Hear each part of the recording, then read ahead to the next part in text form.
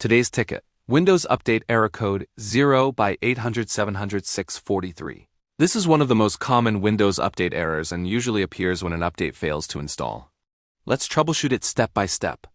What does this error mean? Error 0x80070643 usually indicates that Windows Update couldn't complete the installation.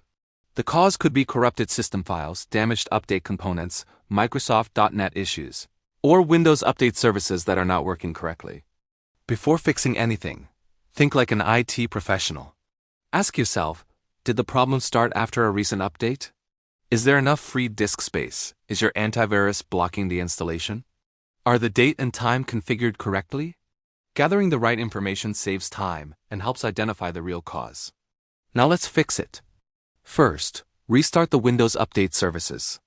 Open Command Prompt as administrator and stop the services: Windows Update, Cryptographic Services, the Background Intelligent Transfer Service, and the Windows Installer Service. Next, clear the Windows Update cache by renaming the software distribution and cache2 folders.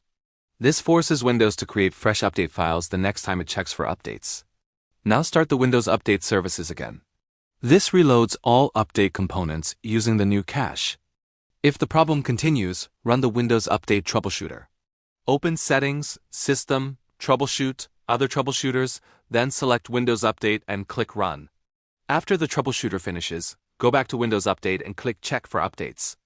If the update installs successfully without displaying error 0 by 800-700-643, the issue has been resolved. Finally, let's prevent this error from happening again. Keep Windows updated regularly. Never interrupt an update while it's installing. Maintain enough free disk space, keep your antivirus updated and properly configured, and make sure your system date, time and time zone are correct. That's how a real help desk technician approaches Windows Update Error Code 0 by 800-700-643. Follow IT step by step for more real troubleshooting guides. One error code at a time.